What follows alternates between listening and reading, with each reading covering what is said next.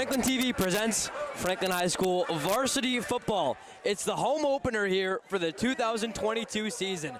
Hi neighbors, I'm Ryan Martin, joined alongside Pete Royce. And Pete, it's Franklin once again facing Brockton in their second game of the year. A big win at Marciano Stadium a year ago, trying to have a repeat performance here tonight. It's a great matchup between these two teams. Both schools have a great history, a great tradition in football. Brockton and Franklin, it should be a great one. Franklin dominated the Boxers down at Marciano Stadium last year, looking to make it 2 in a row over the Boxers tonight. Yeah, the Boxers last year finishing 5-6. Pete, they lost to Franklin at home in that one, which was part of their 0-4 start last year. But this is a new year. We have head coach for the Brockton Boxers. You probably know your name if you're from anywhere in the Brockton area. It's Peter Colombo, who's had 126 career wins, 5 Super Bowl appearances. Pete, his last year as coach of the Boxers, he's trying to go out on top, including starting 2-0. What a name in Brockton, the Colombos. His dad, Armin Colombo, the longtime coach. I can give you a note about Peter Colombo. Peter Colombo was a great quarterback for Holy Cross College back in the 70s. 1979, I was doing color analyst on radio, and his team, Holy Cross, upset Boston College, and they won 2 in a row that year and then the next year as well. Peter Colombo, he was a rollout quarterback. You wonder if there is quarterback here tonight, Capiello, will do a little rollout like his coach. Yeah, and you know what head coach loves to roll out with his quarterback? That's Franklin head coach Ian Bain, who's looking to have success here in his 7th year at the helm with Franklin football. Obviously a great year last year in which they went all the way to the D1 state semifinal, losing to the eventual champions Springfield Central. I talked to Coach Bain before the game. I said, Coach, you have to be pleased with what you were able to accomplish at Wachusett last Friday night. He said, absolutely, and it was just an outstanding effort. I said, that was a character game. Your team really showed character. He said, absolutely, very pleased with that win. You called it great win for Franklin over Wachusett. Yeah, absolutely. So Franklin, after that coin toss with their 5 captains, Nick Quintina, Luke Davis, Emmett Lackey, Jace Lyons, and Ben Papa get fired up. Pete, Franklin going undefeated at home last year. It was part of their almost perfect season that just had 1 loss in that state semifinal game. So they like this home crowd, and Pete, this home crowd has come out for them here tonight in the season opener. Very spirited. We got the student body in their Hawaiian beautiful uniforms. We got the band here. The Boxer band is across the way. An electric atmosphere here for the Franklin High Panthers as they go to look to make it 2 in a row to start the 2022 campaign. Yeah, it's a beach theme here for Rattle City. And it won't be that warm here today, but still pretty good temperatures right now. About mid-60s right now as the sun has fully set, lights in full effect, as we're almost just about ready to get underway here this one. We're going to step aside just for 1 second for the national anthem, and we'll be right back for game time.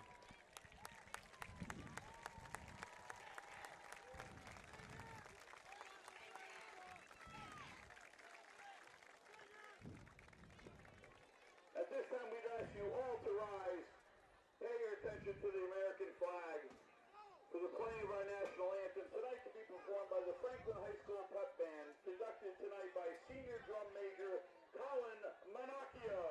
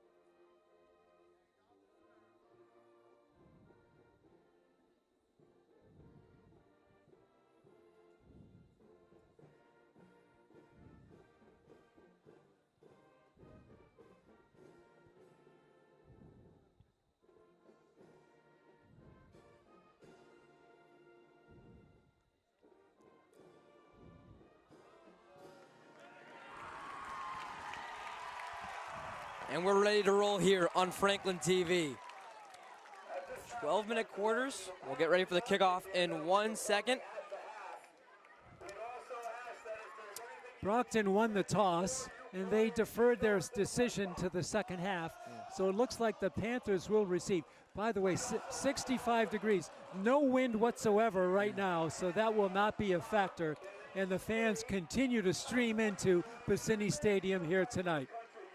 Yeah, Pete, we remember that Mansfield game, which I think has been the most packed game in recent memory. That was last year, in which they ended a huge winning streak from Mansfield, from Franklin. We're not there yet, but it feels like that environment there from the fans in attendance. Well, you have to build on the first victory, and a lot of question marks coming in, but I think that if the fans watch the game at Wachusett or watch it on Franklin TV, they know they have a pretty impressive unit, a young unit, a new unit, but an impressive one. And they're hoping for maybe not as much as last year, but why not? Why not go for it here with an electric atmosphere at Varsity Stadium? So it is, as you mentioned, the Panthers ready to receive the kick. Back deep, it's Derek Dabrowski and Andrew Frollo, a sophomore for Coach Bain. Our two kick returners we saw in their win against Wachusett. It's a kick for the Boxers. It's number 14, John Dumas. And the senior kicker starts this one off here from Varsity Stadium. Taking on a hop, fumbled, it's muffed. So it'll be Derek Dabrowski to take a seat on it at about the 18-yard line, and that's where Jace Lyons and company will trot out. Those are always interesting kicks. Not to the back line, but somewhere in the middle. And if it hits the turf, it's a free ball, and the offensive team can recover it. So he did a good job just falling on it the safe way to set up the Panthers 1st and 10. So as you mentioned, it's now senior quarterback Jace Lyons, number 10, leading this charge on offense. He had 3 touchdowns last week, all to number 6 at the top of your screen. Luke Davis, the Boston University lacrosse commit, with 3 touchdowns. Pete, his shortest one being 30 yards. That's amazing. He kept building on that. What an effort by Luke Davis. And you got to highlight Jace Lyons at QB also. Deep play threat. It's Michael DeViti with getting face mask right there to gain about 7. And just on our first play of the game, it's the Boxers with their first penalty. It looks like this will be for 15 yards. It was a nice run. It is a face mask against Brockton, but a nice run nonetheless. It'll be negated because they can take 15 instead of 7. So on that run there, it's Michael DeViti, the junior, for Coach Bain now. And he goes with a little bit of history against Brockton last year, right, Ryan? He does, yeah. So last year against Brockton, obviously, Mac Gula, the freshman running back at Merrimack College now, he had a fantastic year, but once that game was out of reach, they put DeViti in, and he scored a touchdown against these Boxers. I think he's trying to do the same here today. He's got a prime role on tap here tonight. From the 38-yard line, it's Davis and Mosen at the bottom of your screen. It'll be another run to DeViti. DeViti cuts it out wide, and he'll get just to about the line of scrimmage. So it's the Boxers avenging their penalty with a gain of about 1. Nice play by the defensive line of Brockton as DeViti tried to string it out right, but they did not give maybe a yard pickup for DeViti. 1.5, they say. Bring up 2nd and 9. It's Lyons for the first time tonight with an empty backfield. He's got DeViti, Hunter, and Ribeiro at the bottom, with Dabrowski and Davis at the top. Snap to Lyons, they bring the blitz. It'll be a quick screen to Josh Ribeiro. Ribeiro makes one defender miss and gets sandwiched at about the 37-yard line.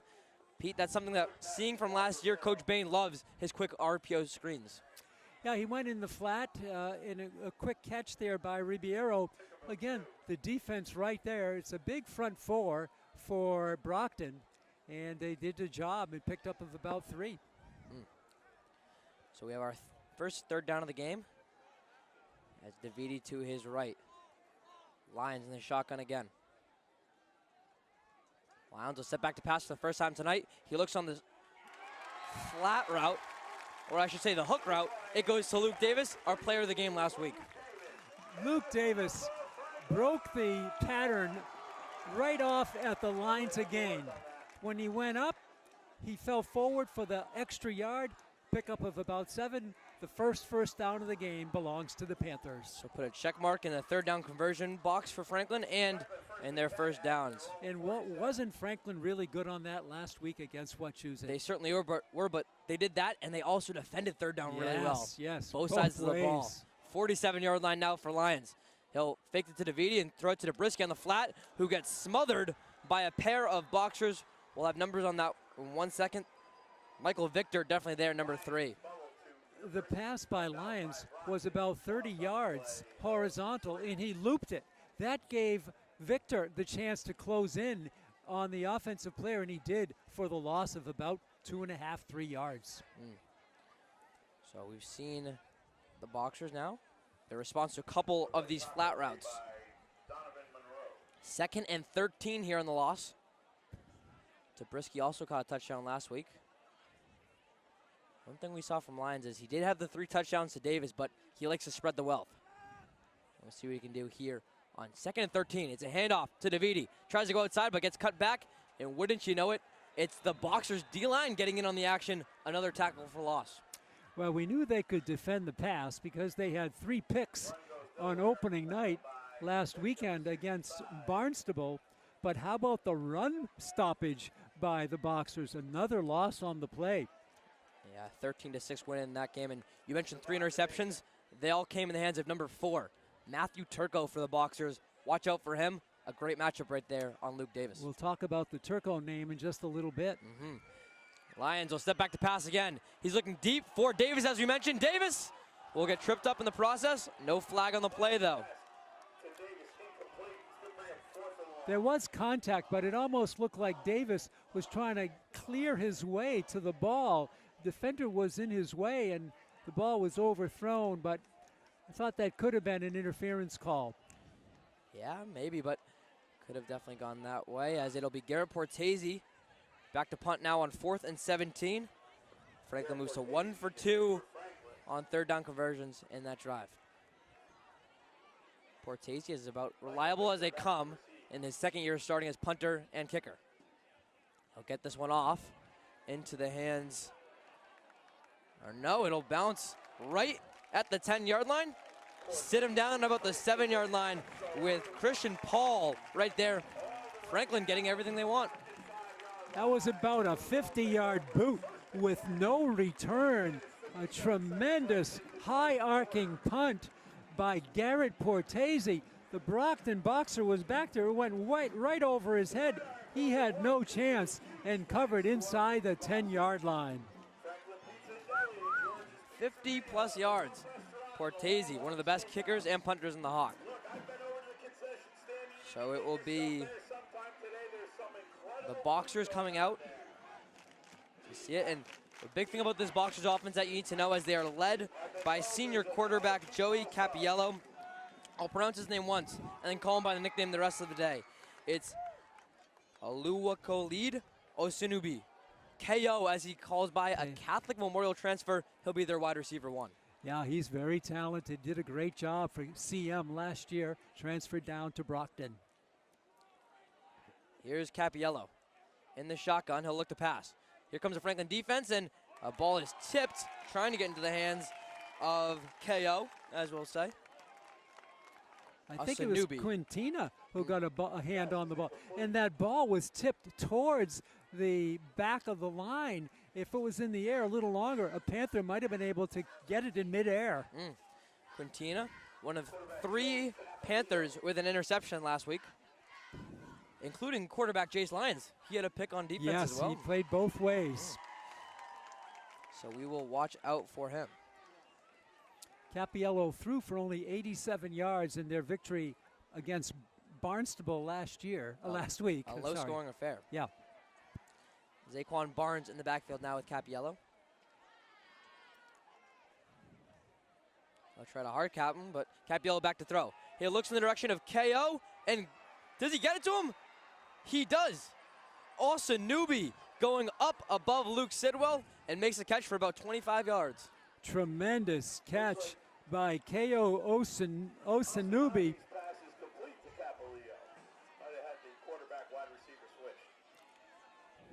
And it's a first down. It brings it from the shadow of their own goal line out beyond the 32-yard line.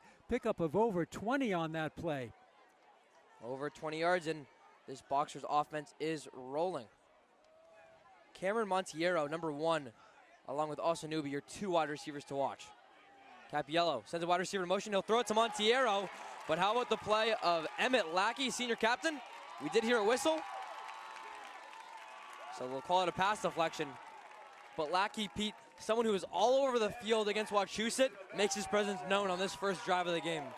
Yeah, nice play by him, and good that the Panthers pursued the ball, because if that was ruled a lateral, a backward pass, that ball is in play. So they pursued it and wait for referee McGinley to make the call. An incomplete pass, the ball comes back to the line of scrimmage. So 2nd and 10 now here for the Boxers.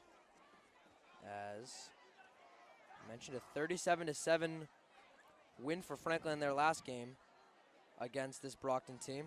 It was Montiero scoring just 30 seconds in this game, so Brockton was up in that game. Now a junior, Montiero is. Here's Capiello, sending Barnes in motion. Will be a screen pass. A screen pass for the Boxers, and it's getting yards. Past the 50 he goes, 45-yard line, and going out of bounds is Donovan Monroe, their big tight end, for another first down. He is a big one. Monroe lumbered behind a senior, and he did the job, just waited for the right moment, received the ball from Capiello, and he did all the rest, just marching along the left sideline for a huge gain for Brockton. The Boxers are really moving. So how about the plays so far from the Boxers? We've had a couple pass deflections and such, but they love the big play, as you can see here. Pete, they only scored 13 points in their win against Barnstable. They're hungry for some more. Yeah. Capiello hands this one off to Barnes, who has a good hole for a little bit and gets an extra push. Call it a gain of about 5 or 6. Certainly Brockton making a statement, Ryan, here in the first 5 minutes of their offensive possession. They've hit some big plays. They started, remember, inside their own 10-yard line. Yeah, so they're certainly moving it all the way up to the Panthers' 39-yard line now. For Franklin, their last game, it was Wachusett getting on the board first. A bit different of an offensive strategy for the Mountaineers in that one, though. That was a ground and pound first drive.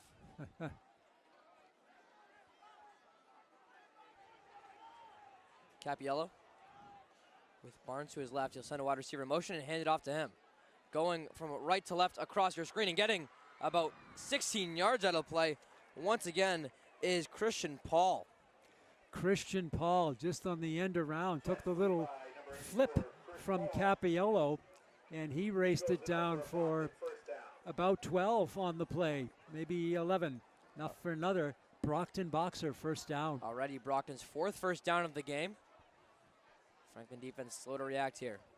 Capiello, he caught a Panther offsides. Lackey caught offsides in that one, and the senior captain moves Franklin back 5. A smart play by Capiello, the senior, and he drew it. This is going to be first and about 5 now, for exactly 1st and 5 from the 24-yard line for Brockton. So on that doorstep of the red zone here are the Boxers and head coach Paul Colombo in his final year as coach of Brockton.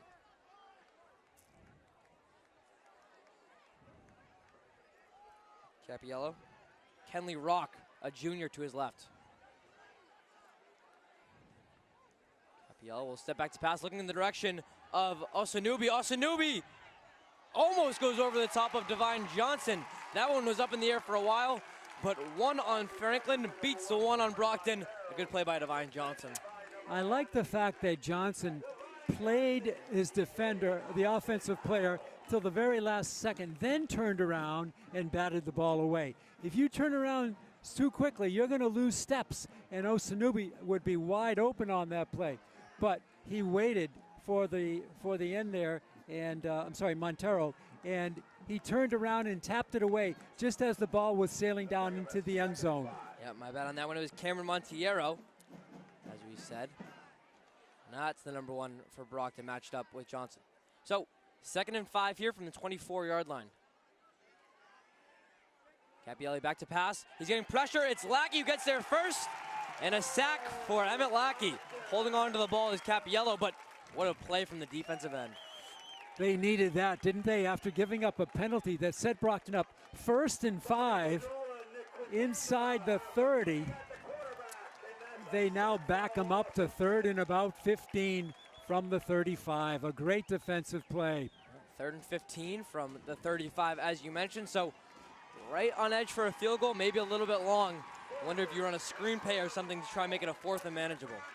Yeah, they've looked good on those semi-specific surprise plays with the screens and the end arounds and so forth. Capiello with the backfield to himself, as he has 3 wide receivers left, 2 to the right. It is a screen pass. This one going in the direction of Paul. Paul gets wrapped up by Nick Quintina. And call me a psychic because I just said what would happen there. It's Paul putting the Boxers in a much more manageable 4th down. It is. They have a decision to make. I think it's still too far for a field goal. And this would be a 25, 35, 42, 43 yarder. So I think they will forego that and go for it on 4th down. Franklin with good pressure, but Capiello had a clock ticking, and he knew when to release the ball. Yep, so it is Capiello in the backfield once again. You mentioned Capiello able to make Franklin bite on that screen. All right, 4th and 7 from the Panthers 26. Our first 4th down attempt of the game. Capiello back to pass. He might run it, and he will. Capiello with enough for their 1st down, and he'll squeak out of bounds at around the 18-yard line. It's Joe Capiello with a Boxer 1st down. A heads-up play for Capiello as he was very, very smart in holding. The defense that time could not get a hand on him, and they were able to, his offensive line freed up the space. He knew exactly what to get, and he just took it in on the left side. Yeah, so a little bit like we saw Tucker McDonald of Wachusett do last week, the quarterback able to run. Capiello will do another jet sweep, and Franklin will get to this one first. It's Bobby Padula, the strong safety for Coach Sam Rosen's defense, getting the tackle for loss. A beautiful play by Padula. It seems like Franklin has kind of controlled the running game of Brockton. If they stay one-dimensional, the Panthers should be able to make some adjustments and start to block some of those, snuff out some of those screen plays and end arounds. Right now, it's the passing that has really kept the Brockton Boxers moving, except for that quarterback keeper, which was a run when his passing lanes were filled. On the carry there was Matthew Turco, a 2-way player for Coach Colombo. 2nd and 17. On the 25-yard line, it's Capiello by himself, but we'll have the first timeout of the game called for Coach Peter Colombo. Yeah, you mentioned Matt Turco. I'd like to we have a timeout. I'd like to talk a little bit about his heritage. So his great uncle was Johnny Turco, a great football player and a baseball player for Holy Cross in the 1930s. He met a very untimely death at the age of 30, but because of his outstanding performance on homecoming every year at Holy Cross, which is tomorrow, by the way, they award the most valuable player to they award the Johnny Turco Award to the most valuable player in tomorrow's homecoming game. A little note, in 1980, that award was run by Peter Colombo of the Brockton coach. He played for Holy Cross. Wouldn't you know it? Yeah. A lot of connections here as Peter Colombo, as you mentioned, just a fantastic coach. The coach that came before him, none other, as we mentioned, than his dad, Armand, who finished as the 3rd winningest coach in Massachusetts history. Pete, how about this? 316 career wins for Armand, and his son carrying the legacy of which he'll put the final chapter to this season. Can you imagine how many Thanksgiving dinners were discussing football in that household for almost 70 years? In the blood. It's actually Brockton's 125th anniversary of football. Over 60 of those years have been with the Colombos. It'll be Capiello to run it again, and he has a date with Nick Quintina, but he'll stand Quintina up and head to the sidelines. Yeah, he just took what the defense gave him, so it was a pickup of about 8 on the play. They're back to a more legitimate down and distance. So it goes back, as you mentioned, but a gain of about 7.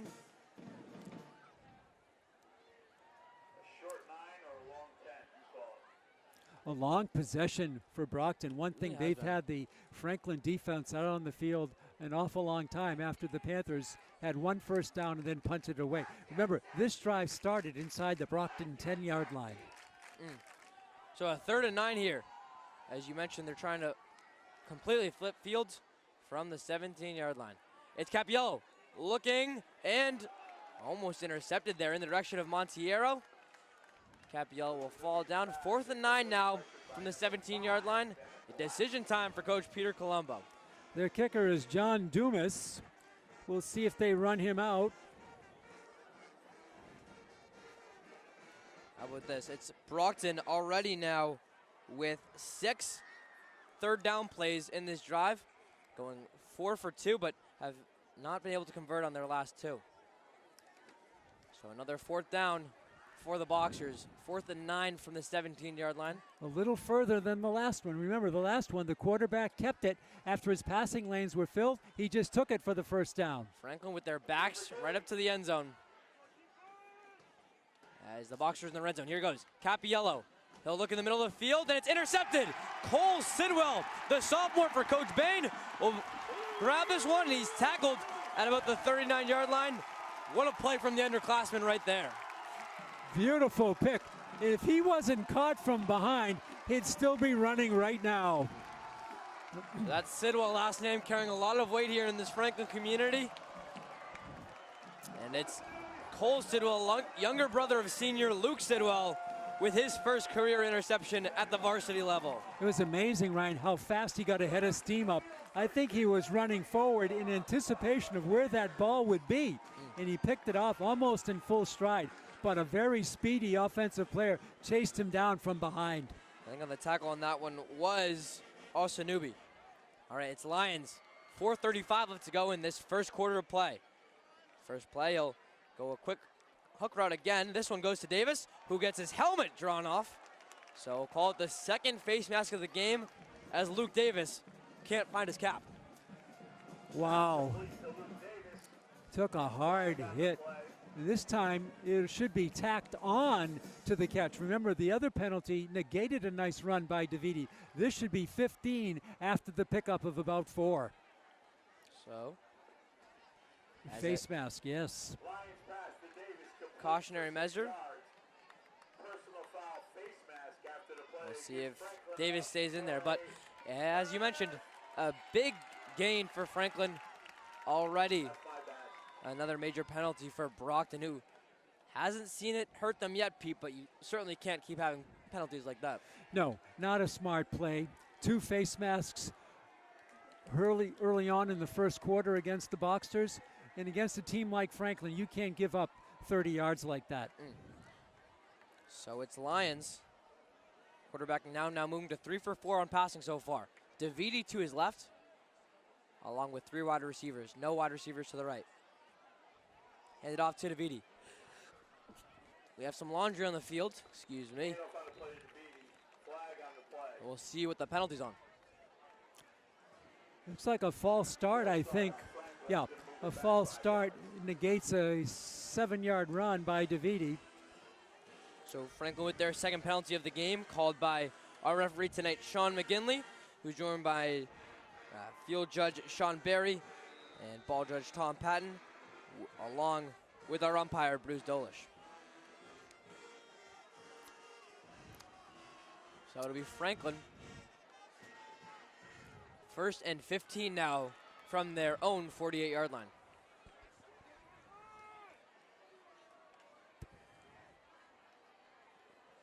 Backfield empty for Lions. I still step back to pass. He'll fake the flat to Ribeiro, facing a little bit of pressure here, and he'll have to hold on to this one.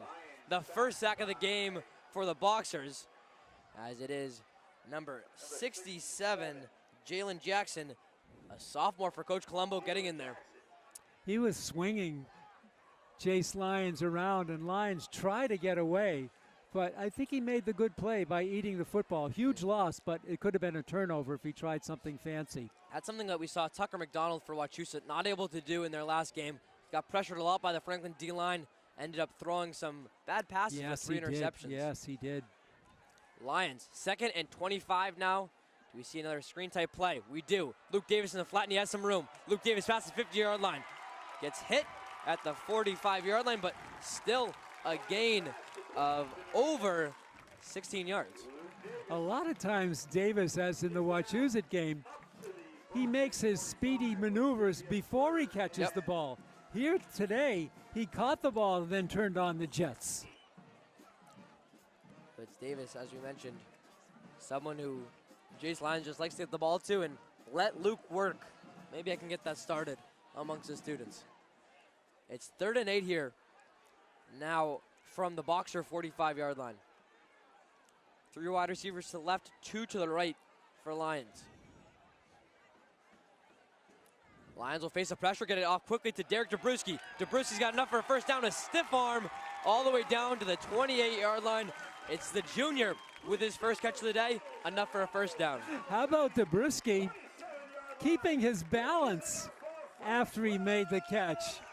And he still powered forward for another 8 yards after the catch. And he still was kind of stumbling down, but he did lug it out for an additional good distance after he hauled in the reception. So it's Dabrowski moving Franklin all the way down to the 27-yard line.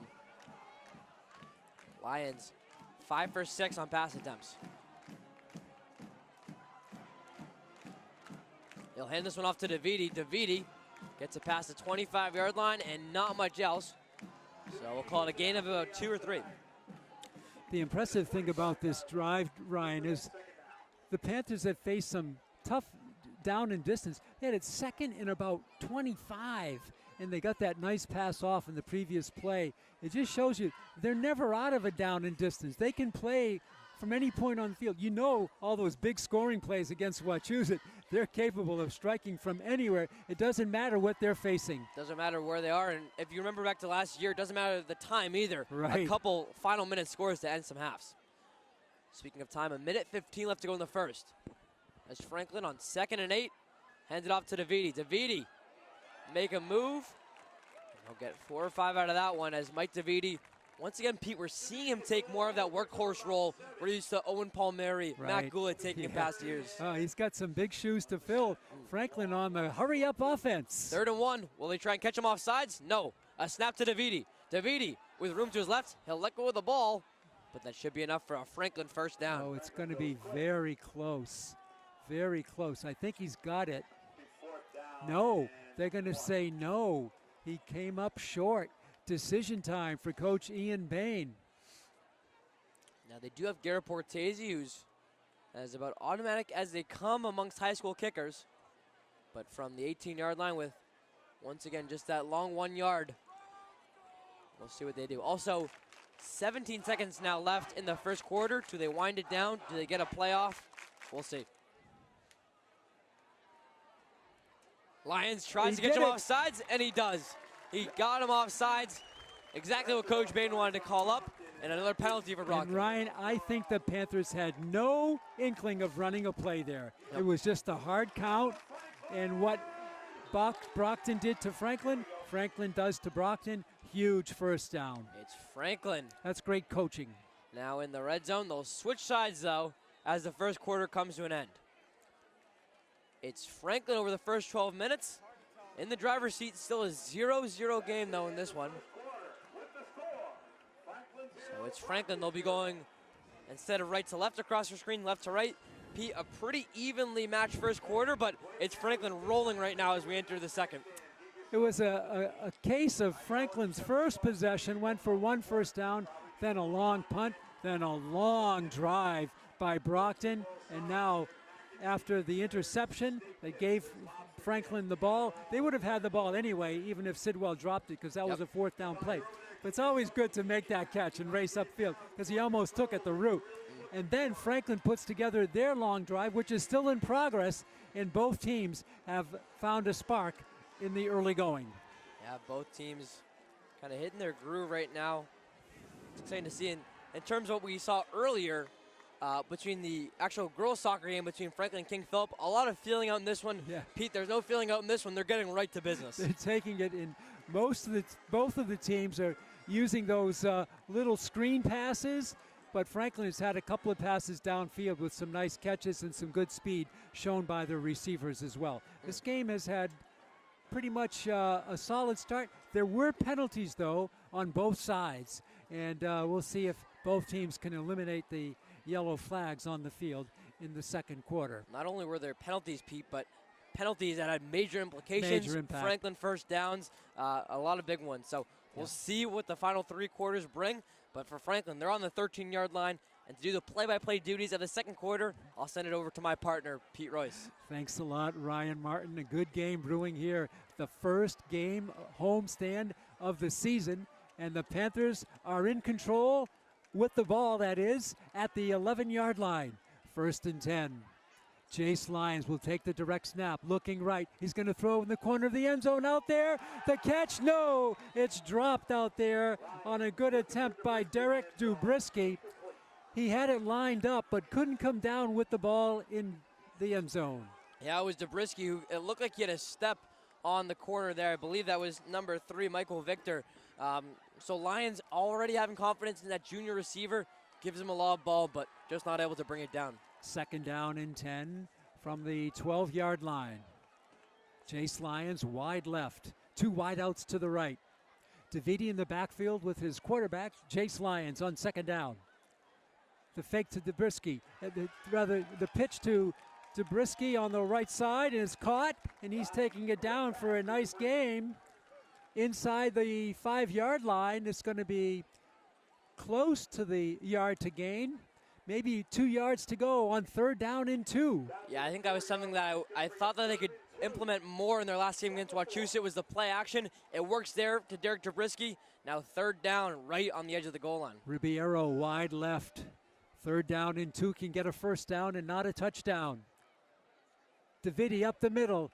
He should have the 1st down to the close to the 1. It's 1st and goal as they ground it out for the 1st down. Yeah, it's the rare 1st down but no touchdown when you get near the goal line. So a fresh set of downs for Franklin, but Pete, they're about a yard and a half, call it maybe 5 feet out from the end zone. So we'll see, do they run the same play and give it to Davidi? We'll have to watch what Coach Ian Bain does. 1st down and goal. Davidi in the backfield. Lyons will get the snap. Hands it off. Davidi left side. He cannot get it going, and he's going to be tackled for a loss on the play. The Brockton defense a couple of times tonight has stuffed up and made the plays, and they do it there on 1st and goal. Yeah, really great play by that Brockton defensive line. We've seen them kind of get to Davidi a couple times tonight, and that one no different, but that might have been their biggest stop of the day so far, Pete, to keep this a 0-0 game for the time being. 2nd down and goal from the 3-yard line. Chase Lyons now will keep it. Goes off the left side, goes in. Barely a hand on him for the touchdown. A 3-yard run for Chase Lyons, and the Panthers lead 6-0. Yeah, it's Franklin getting on the scorers column first. Lyons doing what we saw him do a lot last year, Pete, which was come in on packages, take that direct snap and just run it up the gut. Lyons not afraid to take some contact and give the Panthers a 6-0 lead. Something that we haven't seen him do yet this year, but obviously able to showcase himself as a runner. Nice run by Lyons. They were expecting a handoff to Davidi. Here's Garrett Portese to try to tack on one.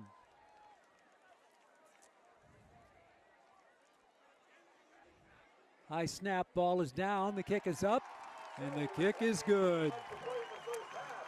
10 minutes and 18 seconds to go in the first half. Franklin on the board first. They lead it 7-0 over Brockton. Yeah, a really quality drive, a 12-play drive there for Franklin, who came all the way down and was able to score. So that was something that I think Brockton wanted to do on their drive before that, Pete, which was kind of flip field positions, right, get it rolling. The Panthers are able to one-up them on offense. And now in the driver's seat here, 7-0. The drive was set up by an interception by Sidwell, and the Panthers then marched down some 65, 70 yards. So it'll be Franklin kicking off for the first time today. And having it lined up at the 40 is Garrett Portese, the senior.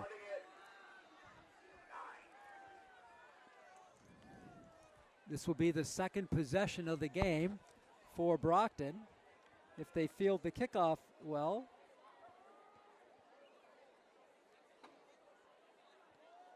It's going to go down deep, way down to the 5-yard line, taken there by Paul, I believe, up the middle, hit hard and bounces off the first hit.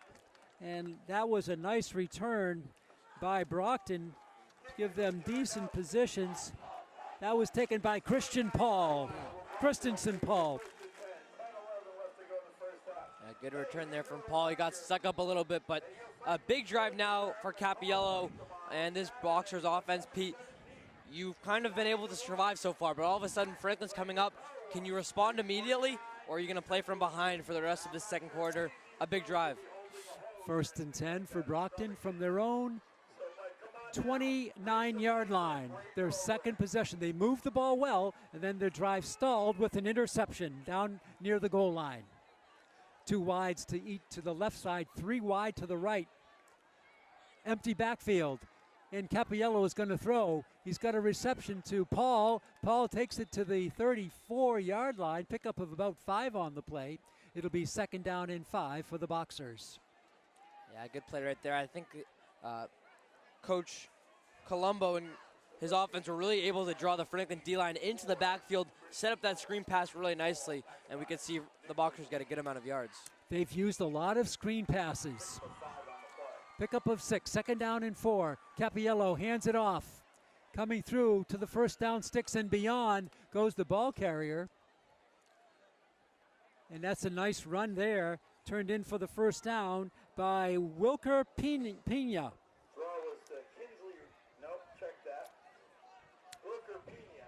Pena gets the 1st down to the 43-yard line of the Boxers. Just underway in the second quarter. Pete Royce, Ryan Martin with you. High above the field from beautiful Piscini Stadium on the campus of the Franklin High Panthers. 1st and 10 for Brockton from their own 43. This is Cappiello backpedaling. Now he sprints out, and he's going to take a short loss on the play. Maybe.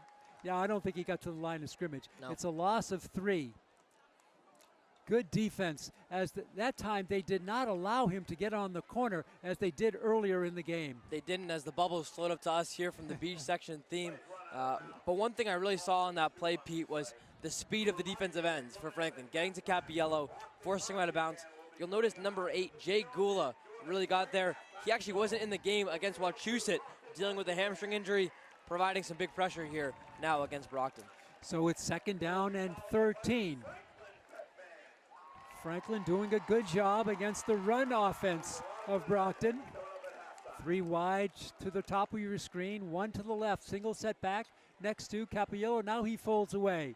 Cappiello is going to throw. He's going to a timing pass on the sprint too far out there for Kaio Osanubi.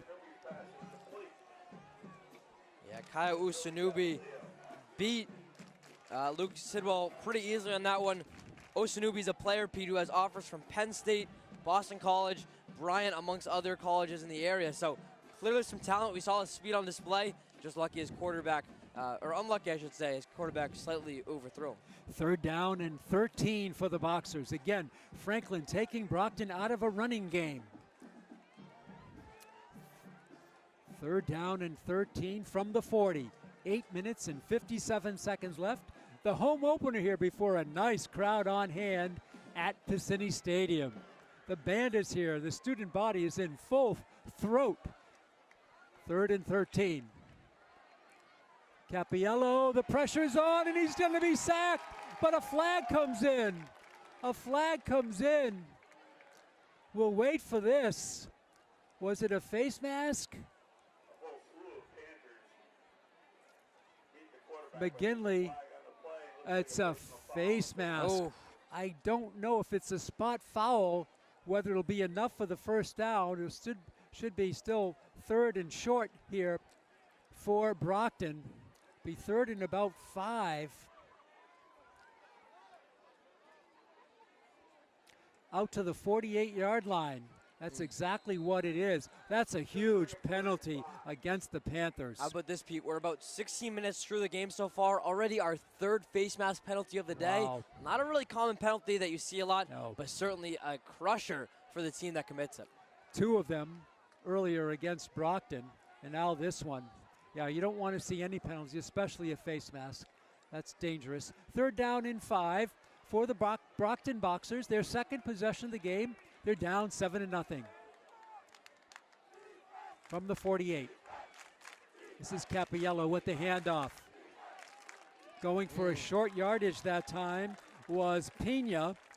Pena to about midfield, maybe a yard shy of that. It'll be 4th down again, 4th and 3 for Brockton. Yeah, so it looks like they'll bring out the punt unit on this one, but how about Franklin forcing Brockton into their fourth down question mark of the day so far? It's been Franklin really putting on the pressure, making it be decision time a lot for Coach Colombo.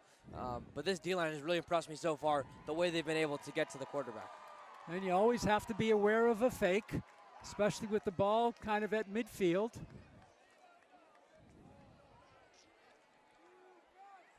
The punter is back at his own 37. We'll keep an eye on how the offense plays it. 4th and 4. And it is punted away. It's a short kick. And it's going to take a wobbly roll. It's picked up there by Davis. Whoa, that was a tough one. Davis picked it up at the very last second as it comes out to the 20-yard line where the Panthers will take over for the 3rd time tonight. Yeah, I think Luke Davis probably just surprised all 21 other players on the field with that one. And about 3,000 in the stands. Yeah, in which he was clearly boxer's right in his face, picks it up and runs to the side. So a couple extra yards for Luke Davis, and all of a sudden Franklin now back on offense after the touchdown. They have it 1st and 10 from their own 18-yard line. So glad you're with us, fans. Our producer tonight is Chris Flynn. Our camera operator, Brady, no relation Flynn. 1st and 10. Handoff, left side. Good running room. Into the open goes the ball carrier, Davidi, across the 30 to the 32-yard line. Yeah, Franklin's offense showing that they didn't lose a beat, even though Brockton got a pretty long drive of their own on offense that once again stalled. Davidi really falling into that workhorse running back role again and being consistent with it. And that time he didn't take it wide, he took it off left tackle, and that was where the daylight was. So it's 1st and 10 for the Panthers from their own 32. That ability to adjust, a big reason why Franklin running backs have been so consistent. Davis all alone in his backfield. Wideouts all over the place. There is a receiver there. It was a handoff, rather, running back did slip there, and it was Davidi for a loss on the play down to the 30-yard line. Yeah, so we're seeing Coach Ian Bain use a couple more packages on offense that we've seen previously, trying to move a lot of guys in as we can see what he'll set up now for a 2nd and 11. Owen Scarborough, the junior tight end, is in the game. See if they go to him. On 2nd down. Two tight end package in the game for Coach Bain. 2nd down and 12. It's a fake handoff, play action pass, the throw. It's caught by Davis. This should be enough for the 1st down. He's got so many skills, Ryan. I don't know what you admire better, his pass catching ability or his ability to run the ball after the catch. They're both pretty awesome. Yeah, I mean, this is a guy, Pete, who's kind of not been stored away, but he's been used for defense primarily the last 2 years. A starting cornerback alongside Devine Johnson as a sophomore and junior. Davis, as we heard him say after that game against Wachusett, just fun to play on offense, man. 1st and 10 for the Panthers. Their drive is alive at their own 45. Hand off, up the middle. Nice run there for about 8 yards goes the ball carrier. And that was Weber, I think? No, it was Davidi. Still Davidi, yep. Still Davidi, and he's going to get credit for an 8-yard pickup. There's an injured boxer on the field.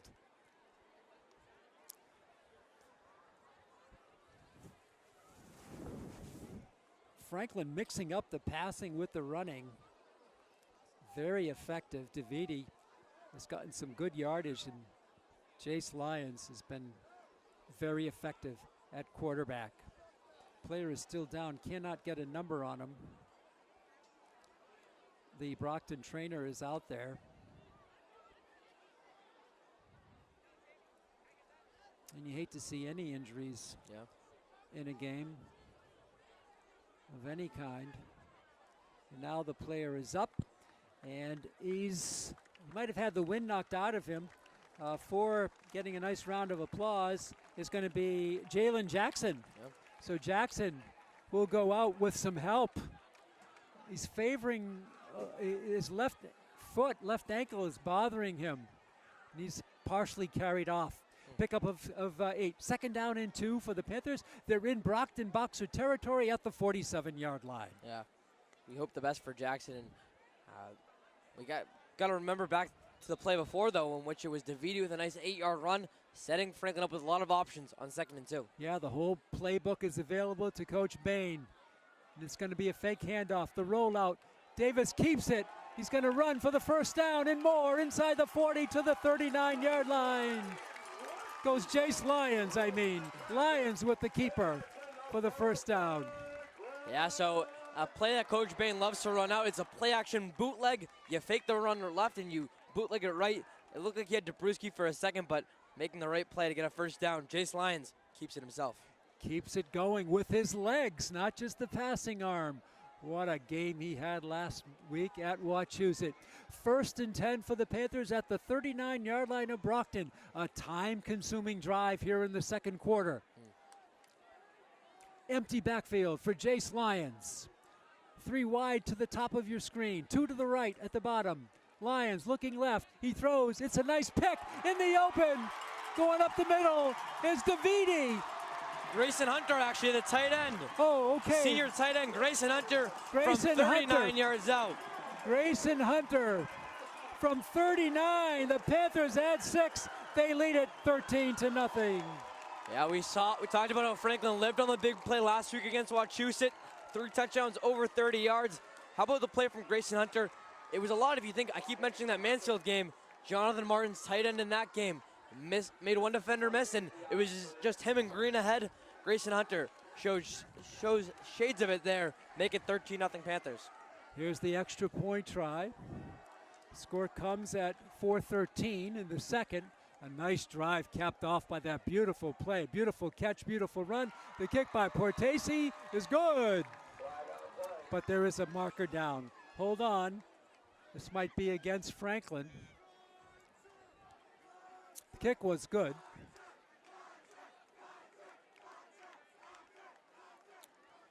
McGinley, the referee, is going to call a false start against the Panthers. They'll be moved back 5. A little more difficult attempt for Garrett Portesi. So only less than 6 minutes after their first touchdown, Pete, it's Franklin on the scoreboard again, though, as you look back to that Hunter touchdown. Something that we mentioned, too, that's also the 3rd wide receiver that Lions has connected with for a score over the last 2 weeks. And how about the distance on the scores, Ryan? They're not little small down-and-out patterns. They're big-time plays. We saw that last week, and here today, this one goes for 39. This will be from the 40-yard attempt, a 35-yard attempt. The kick is blocked. Well, that's the problem when you kick sort of something is a little off kilter. When you back up 5, things look a little different, and it gets off the timing, and the Brockton defensive end came in and made the block. Yeah, he had 2 extra points blocked in their win against Wachusett. Yeah. Garrett Portesi just not able to beat the pressure on that one. So, 4:13 left in the first half. The Panthers have scored 2 touchdowns in a row, 1 extra point. They lead it 13-0. We have 2 cars parked in the receiving dock. So Portesi will kick off. But now you got to move your car, it's going to get towed. License Back plate deep is X460 Osanubi. GX460. And also back there is Michael Victor, standing at their own 5-yard line. Portesi to kick off from left to right, 13-0. Franklin with the lead. Here's Portesi's kick. high, end over end, booming kick. It's going to come down at the 5. The two players hit each other, and now it's one who takes it out for a pickup, and then he's blasted down. Is Michael Victor blasted down at the 22-yard line. Taken down on the play, I believe, by Bobby Padula. Yeah, Padula making his presence felt, a hard hitter on this defense, and also making some plays on the secondary, or on the special teams unit, I should say now, is Padula. Kind of a tone setter so far of what we've seen tonight. So a big possession for the Boxers. They can ill afford to go down by 3 scores. And they'll have it 1st and 10 from their own 22 with 4:07 to go in the first half. Joey Capiello. He's going to drop back. The ball is screened out for a completion, and a flag comes down. The ball is caught there on a nice catch by Wilker Pena, but let's see if this one is called back. Yeah, I saw Osanubi hang his head there for Brockton, so I think he saw some kind of hold, and it is a hold against the Boxers. So the nice pickup is negated by yet another flag. Brockton has had its share tonight. This is going to bring the ball back. A spot foul from the 22. This is going to come way back inside the 15. Should be down at the 12-yard line. 1st down and 20 for the Boxers. From the 10, needs to make it to the 32. 1st and 22. It's a spot foul. Ball is at the, okay, so it is at the 12. 1st down and 20 for Brockton from their 12. With now 4 minutes, and now the clock will go. Beautiful night here in Franklin. Game time temperature 65 degrees. It hasn't really cooled off much. No breeze. 1st and 20 for the Boxers from their own 12-yard line. Capiello wants to throw. He's flushed out and he's sacked on the play. He's sacked on the play. Yeah, Julian Rampino, yep. Nice play there for the sack for the Panthers. Yeah, Rampino, one of the more interesting stories on this Franklin Panthers defensive line. Pete, a sophomore who's already 6'3", 235. So a force to be reckoned with on the defensive line. 30 coming in for the sack. Might he play a little hoop? I'm not sure. I remember seeing him on Coach Neely's team. Yeah. But so it's another loss on the play of 5. 2nd down and 25 from the 15-yard line. From the 16. 2nd down and 26. Clock moving. Under 3 to go in the first half. Panthers lead it 13-0. Handoff inside. And not much there. A strong tackle. Was that Sidwell? Let's see. No. Quintina with the stop. A beautiful stop on Pena. Yeah, Quintina able to take him down after Rampino stopped him for a second with his arm. Quintina delivering that big hit. Another big 3rd down and very long 26 for the Boxers. Very limited in choices here for Coach Peter Colombo. 3rd down and 26 from the 8-yard line. They need to take it beyond the 30, that's for sure. 2 minutes to go in the first half. 2 wide to the bottom of your screen, 3 to the right, single setback next to Capiello on the end around. It's Pena. Pena to the 10, 15, and he's going to be dragged out of bounds at the 18-yard line. And a flag comes down, Ryan. A flag comes down. Did they say that he had contact after he stepped out of bounds? That's the probable call there. We'll wait to see. It should be close. It should be enough for a 1st down if it is the call against the Panthers. We'll wait for McGinley's call. Pete, how many times have we talked about it so far of the crushing penalties against both teams, as this one should be moved up for a 1st down? Yep, it's going to be a spot foul from the 25. Ooh. It's going to be out to the 35-yard line. 33-yard line. That's enough for the first down. 1st and 10 for Brockton with 1:45 to go. Oh, they really dodged something there. They would have had 4th and about 20. Yeah, and that punt, Pete, that we assumed that they would have ran would have probably had Franklin catch it in their territory still. A huge change of the tide. 1st and 10 for Brockton. They're going to look left. Capiello is going to be Ball. hit. He lobs one up. It's picked off. Picked off at the 40, 35, 30. And a nice pick there. Padula, but there's a penalty down There's again. a flag. Was the penalty after the catch or before the catch? We will wait for McGinley's call. Great question. It looked like Capiello got hit on the return. Will it go against multiple penalties, I see? The question is, when did the penalty come?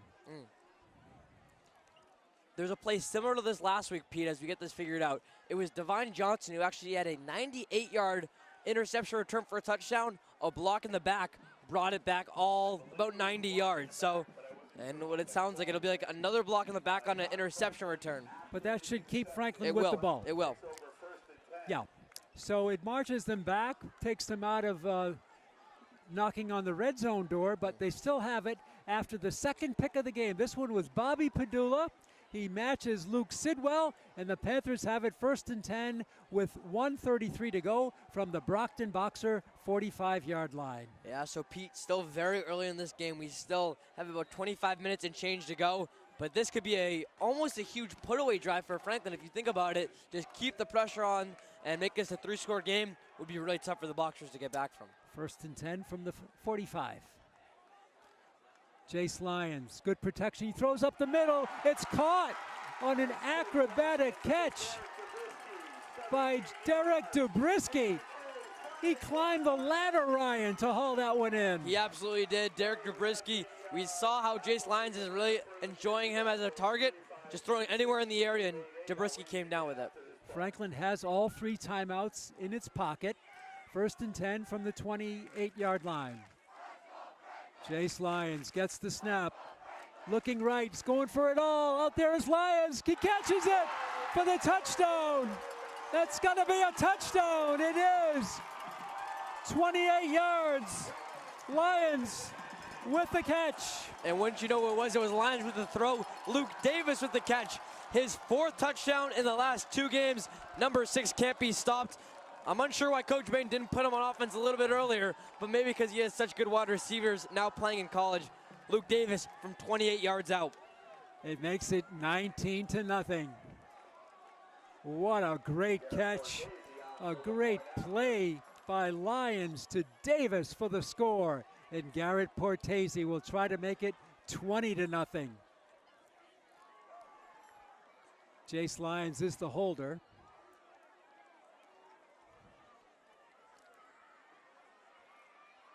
The extra point tried. The ball is down. The kick is up. The kick is good.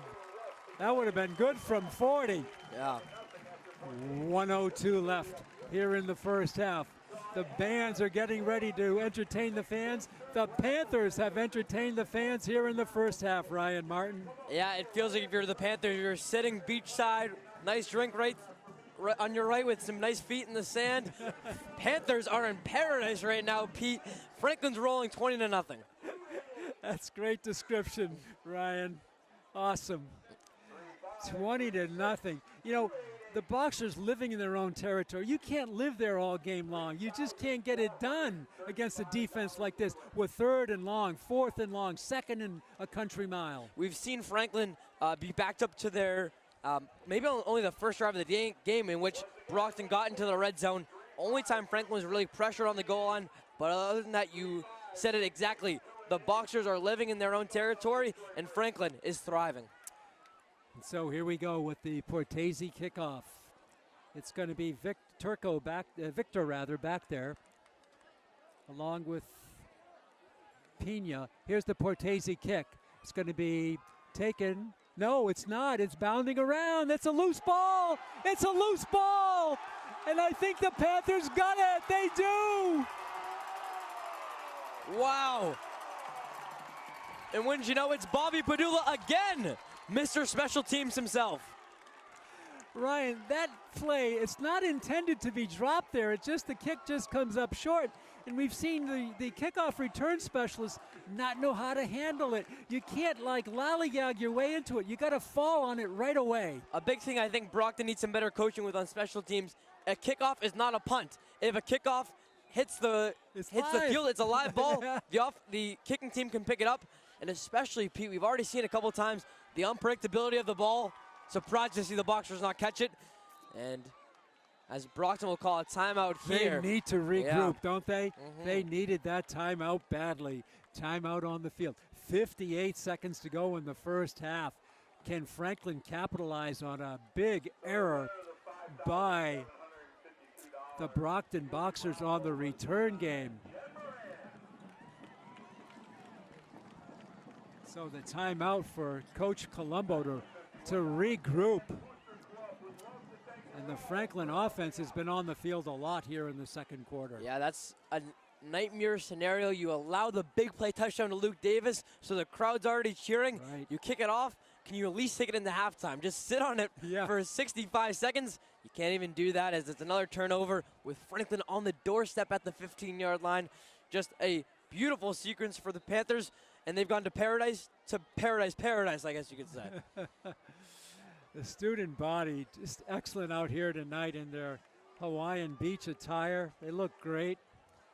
Fans lining the fence all the way along the Franklin side. The whole track is lined. And a few souls on the far side. There's probably 50 or 60 Boxer fans. Here's the Franklin play. The pitch is incomplete and a flag goes down. A flag goes down. A holding call is going to be called against the Panthers, I do believe. It is holding.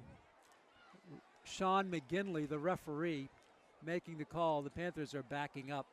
A lot of laundry on the field here tonight. Yeah, a lot of laundry. And Pete, even when you're in paradise, you still get that call from work that you just have to pick up.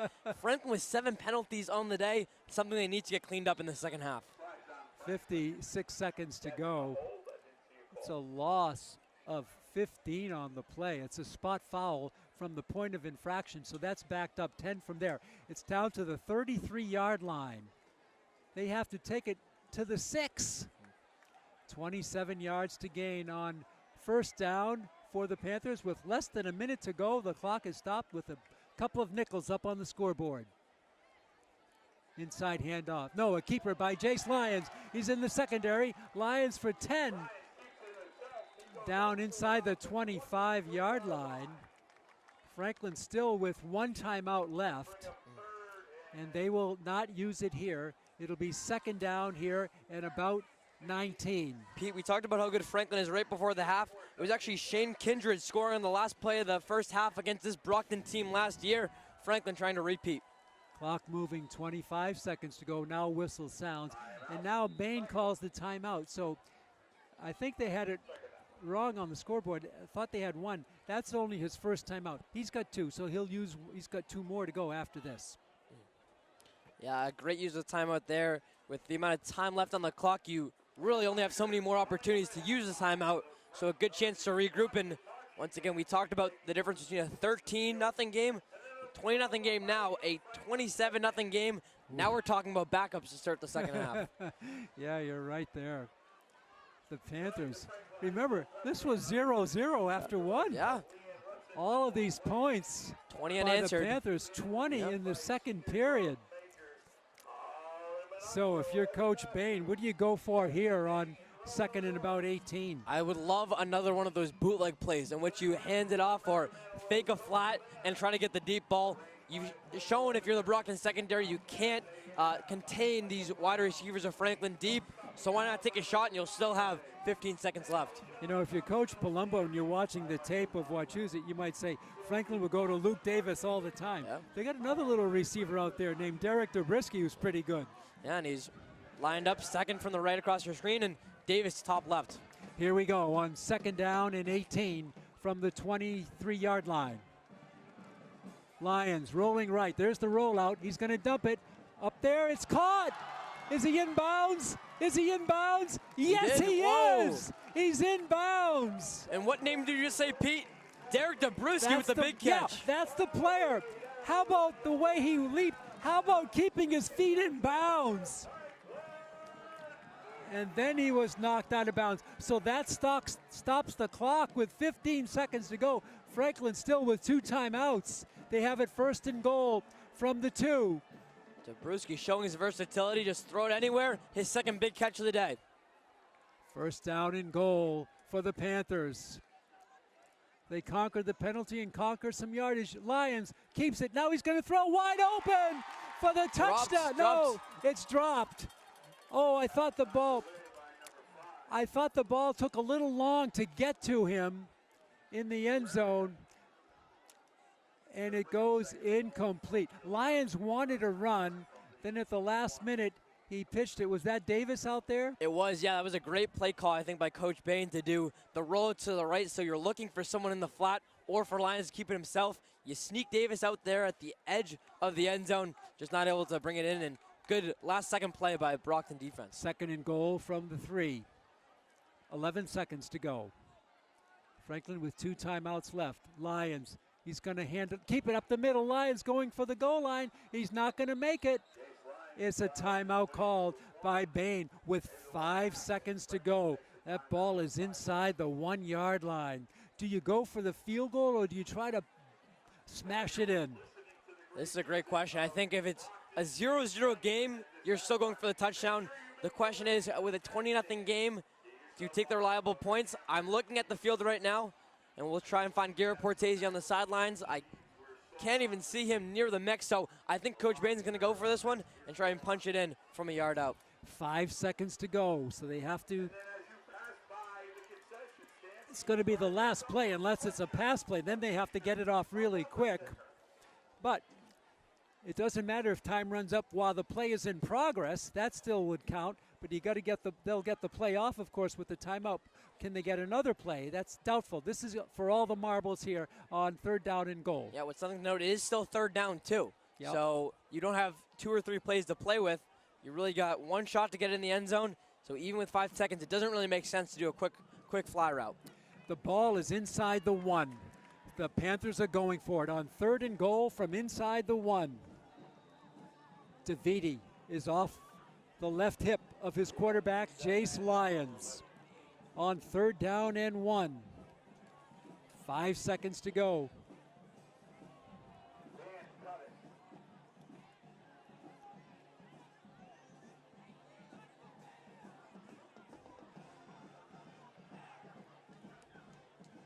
The snap, and whistle stops play. Whistle stops play. There's a coach, an assistant coach, I mean, more than halfway on the field. I think there was a timeout called, Pete, and he wasn't getting the response from the referee that he wanted, so he decided to take matters into his own hands. Wow, that assistant coach was beyond the first hash mark, or right to the first hash mark. I mean, the hash mark that's near the middle of the field. And they do give him the timeout. So that's the last timeout for the Boxers. That's incidental. Franklin with 1 timeout, but they only have 5 seconds to go. Will they change the play here after they see what the Boxers were doing defensively? Bain talking to his offensive unit here.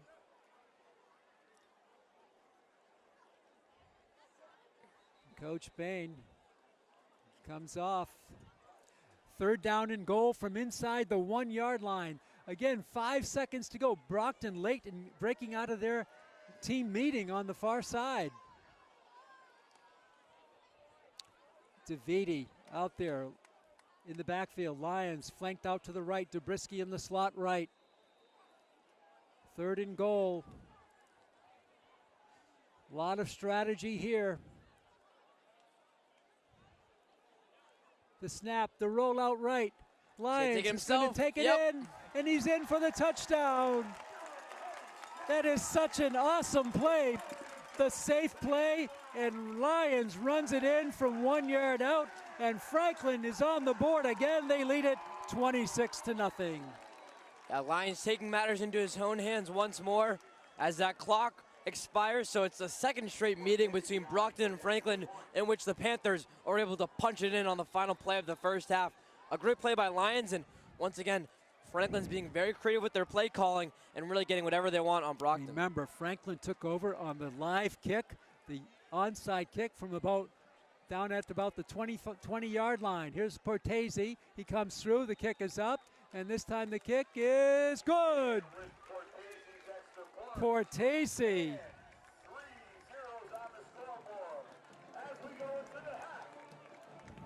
Gets his third kick of the first half.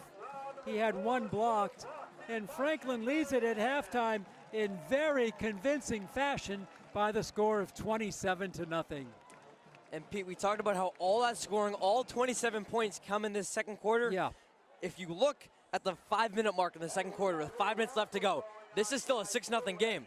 So 21 points scored in the last 4 minutes and 13 seconds.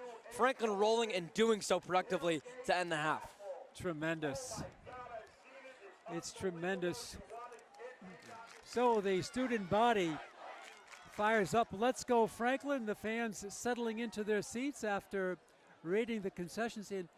Sam, Ryan, that's about 12 deep in the concession stand. Yeah, and one thing is we're looking over as the third quarter is about to start. If you look at it once the second quarter ends, I think that line, Pete, spans all the way to the end of the fence and maybe makes a nice little L shape. A good night for the Booster Club. So 4 12-minute periods is high school football this year. We have 24 minutes to go on a beautiful night in Franklin. So glad you're with us, fans. We're streaming live on YouTube, and also you're watching us on Franklin TV. What a night for football in the early fall. Franklin will kick off. We'll go from right to left as we switch sides to start the third quarter. And for the play-by-play, the pride of the senior class at Franklin High School, here is my partner, Ryan Martin. Thank you so much, Pete Royce. So once again, we set the scene for you here as it's full darkness, the lights in full effect here on Friday Night Lights from Piscini Stadium. I'm Ryan Martin, bringing you all the action on Franklin TV alongside my partner, Pete Royce, and our camera operator today, Brady Flynn, with our producer, no relation again, Chris Flynn. It's Garrett Portese to kick off here for Franklin as he'll now go from right to left across your screens. Panthers, as you could probably have guessed by now, in their blue home uniforms, and Brockton in the white. How about this? A player coming in late to the picture as we sail that one across, and it is caught by the Boxers. It is the Boxers taking it to about the 23-yard line. Michael Victor, that one there on the return. That time Victor fields it. The ball came down to him. More of a traditional kickoff deep, and Victor was able to handle it. 1st and 10 for Brockton. They're the initial first possession of the second half. So no real question about that one, as it is Capiello. Joey Capiello, the first-year starting quarterback for Coach Colombo. He's got one interception on the day. I don't know what it's for, but I'm told you need to be there. We'll see if he can control the ball here to start this half. They'll place it exactly at the 25-yard line on 1st and 10 with Kenley Rock to his right, 2 wide receivers to his left, and 2 to his right. They'll bring Paul in motion, but they'll hand it to Rock. Rock will get scuffed, and the ball is loose. The ball is loose. We'll see who recovers it. Kenley Rock got absolutely hit on that one. And it's Franklin coming out with the ball, and Franklin, on the very first offensive play of the second half, comes out with the ball. And Pete, it might be our player of the game who was able to bring it away, number 13, Bobby Padula. Yeah, give him an interception and a fumble recovery.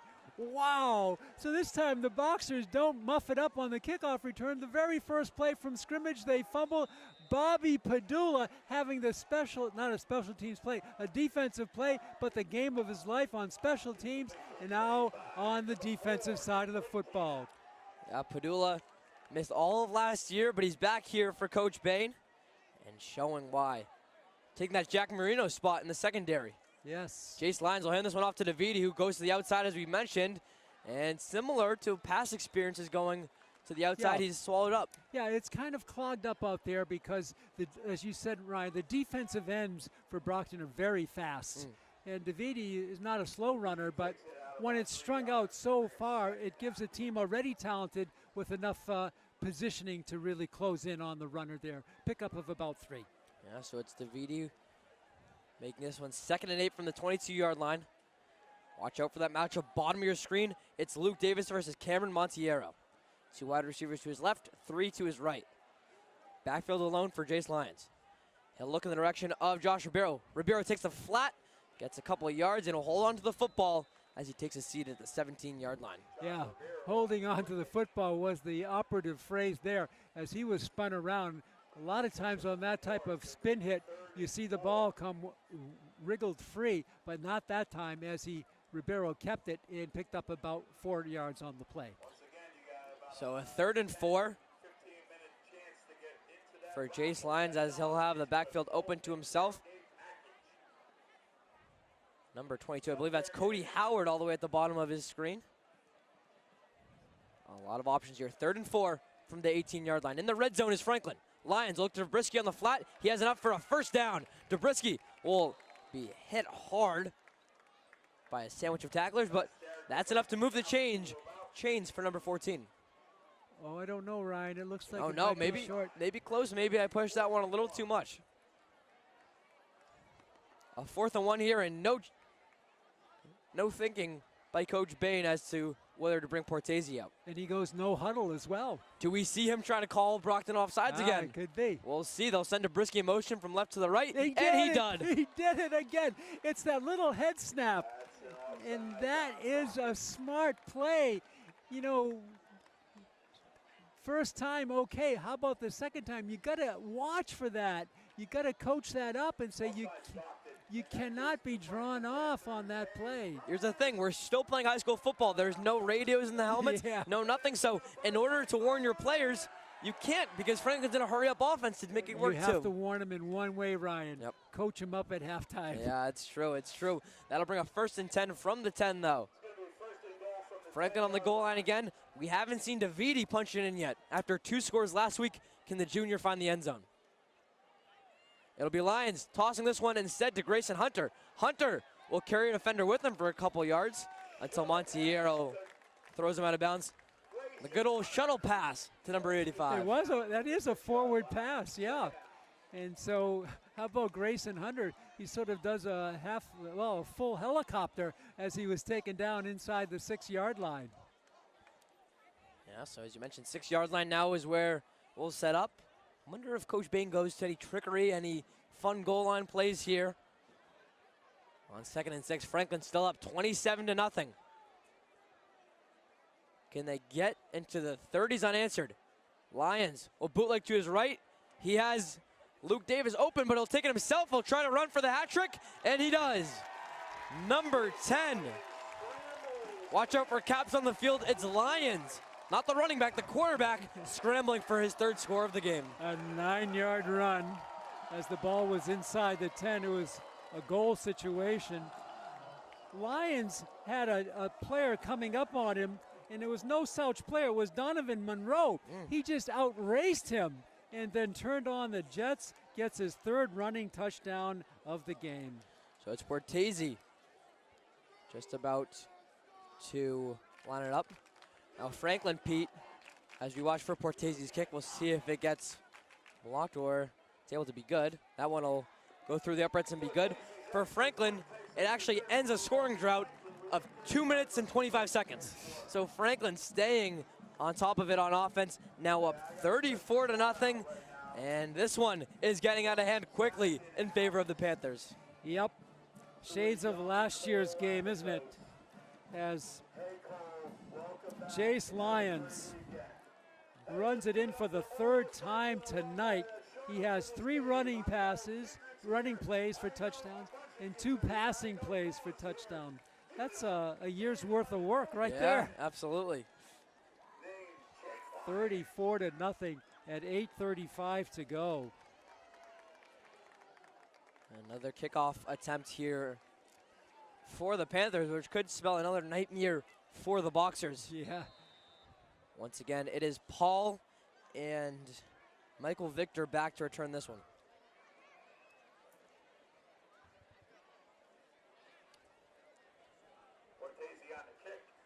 So with 8:35 left to go in the third quarter and a 34-point lead behind his foot, Portese will launch this one all the way to the back of the end zone. Here comes Paul. Paul past the 20-yard line, 25. He'll make a man miss, but then be taken down at about the 21-yard line. Another good special teams play for the Panthers. Yeah, very nice play by Franklin.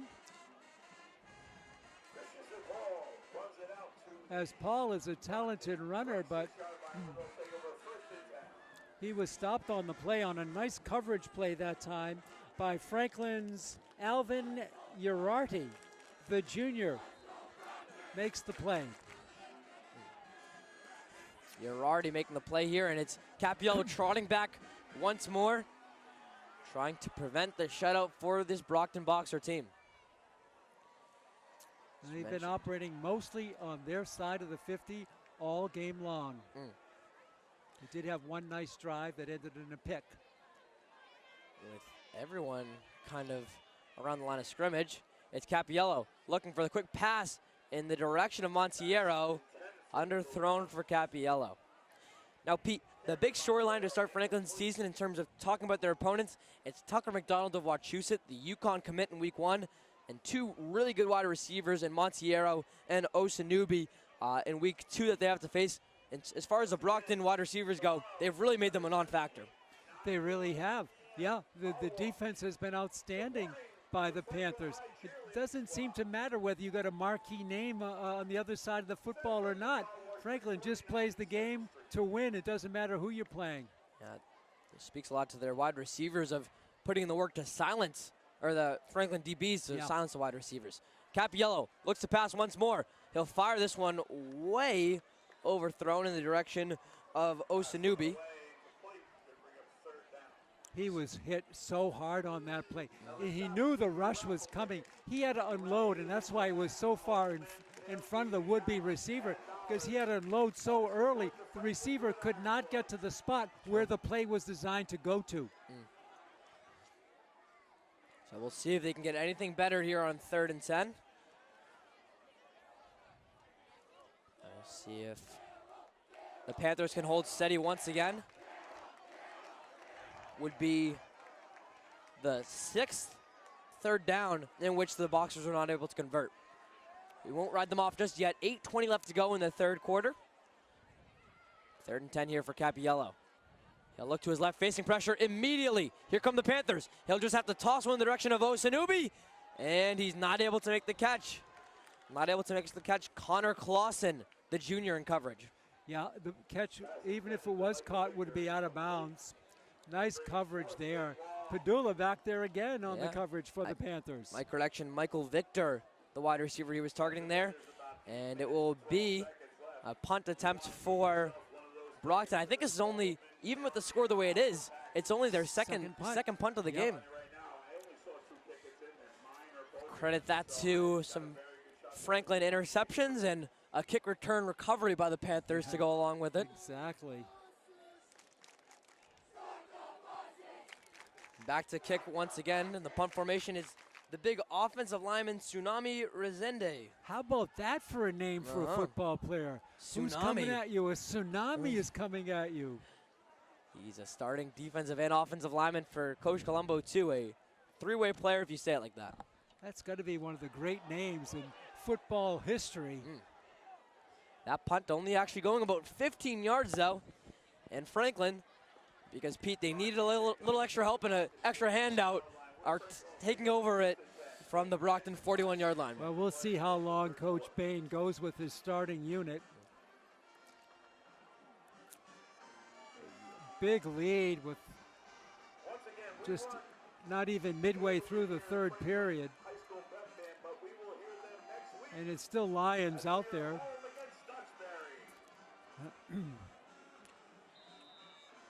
So it'll be Franklin to set up on the left hash here, 41-yard line of the Brockton Boxers. Davidi in the game to his right. Do we see them rely on the running game a little more? They will on this play. Hands it off to Davidi. Tries to cut it outside again.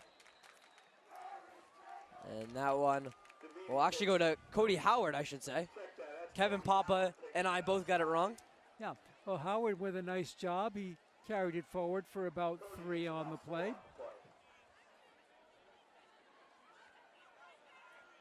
Perhaps, though, you might want to stay in bounds to keep the clock moving.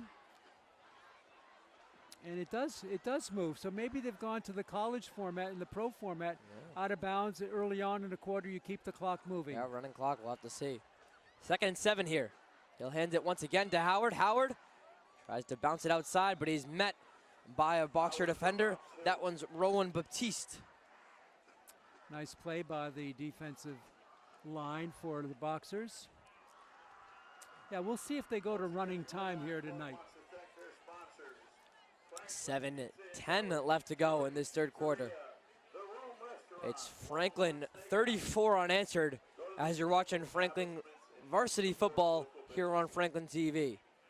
Ryan Martin, Pete Royce bringing you all the action as Jace Lyons goes for the hard count again. He tried it again. Finally, Brockton caught on and did not jump offside. You can't help but have fun with it if you're Jace Lyons. There'll be a fake handoff to Cody Howard, and he'll keep it with Lyons, who's met by a tsunami on the defensive line. That is right. Tsunami Rezendi.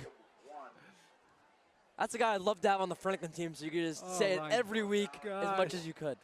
That is a great name. He's a pretty good football player as well. Yeah. Lives up to his name. Yeah. Franklin will forego the punt. How about that? Yep. 4th and 4 here. It's Franklin sending Davis and Hunter both to the right. Dobrisky, or I should say Davis or Ribeiro and Hunter to the right. He'll bring Dobrisky in motion to the right as well. Luke Davis on an island to the left. Bootleg to the right. He has Dobrisky wide open, and he fires him for the first down.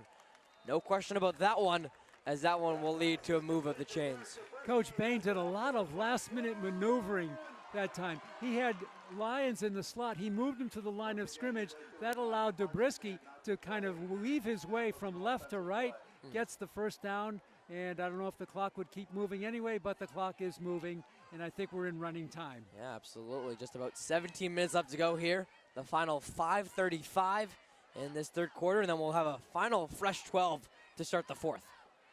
It's hard to believe this was a 0-0 game after one period of play.